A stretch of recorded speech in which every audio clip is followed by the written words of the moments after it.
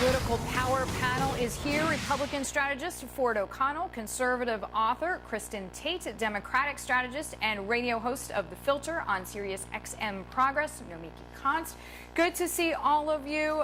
Ford, to you first. Are people conflating the Black Lives Matter message with being anti-police? A lot of protesters are saying the terms are not binary.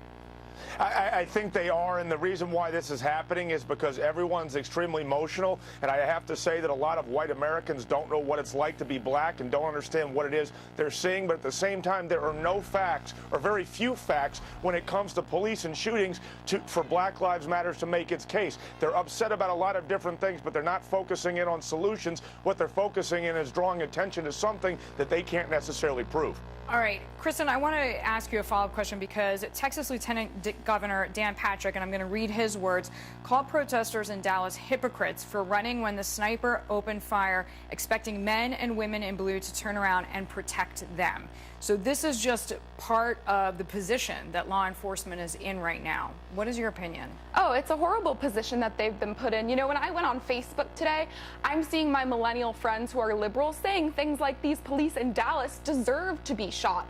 And this kind of rhetoric is kind of being reinforced by the highest levels of our government. Which is crazy because maybe not everybody knows, but the police chief there, Brown, has actually done so much. In fact, Dallas was considered one of the most understanding communities between the actual community and the police force. He had made, I think, 3-month movements towards more transparency. Oh, yeah. I mean, if there's any model in the U.S. for what a police force should be like, it's Dallas. And, of course, these cops didn't deserve to get shot. And I just think it's despicable that we're seeing the highest levels of government officials kind of like not justifying these shootings, but, you know, we need to make it very clear that there's no excuse and we won't tolerate this kind of violence, or else we'll probably see more attacks like this, unfortunately. So, Nomiki, bringing in a point that Kristin just made, Jay Johnson, Homeland Security, has yet to call this a hate crime, even though the shooter said, essentially, I'm gunning for white people. I mean, if you substitute any other word in there except for white, it becomes a hate crime.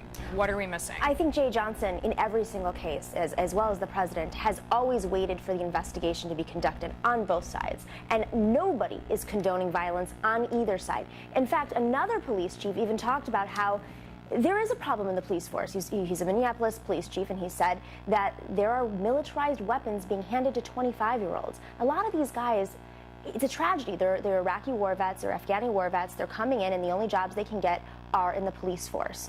And there's a culture in the police force that undoubtedly needs to be reformed. Not every police officer is violent. More training, but of course the pushback is that takes more money. Ford, do you want to say something on that? Well, what I was going to say is that's not true about President Obama and Jay Johnson. They've decided to weigh in on some situations, as we saw with Trayvon Martin. I will say this, though, that they waited for an investigation for it. Well, they weighed in immediately and basically said that this is essentially a racial hate crime, even though they might not have used those terms. And I will say this, the government is not backing our police, who really have the hardest job in the world, because they don't have any trust for the community, and everyone wants to jump on them for one little thing if they don't do everything by the book. And it's really, really tough to police America. And trust me, if the police are gone, people that are really being ignored. You know, it's not an either-or situation, and it's not like the police force is being ignored. They're highly funded. There's some reforms that have to happen. Even the FBI director said so.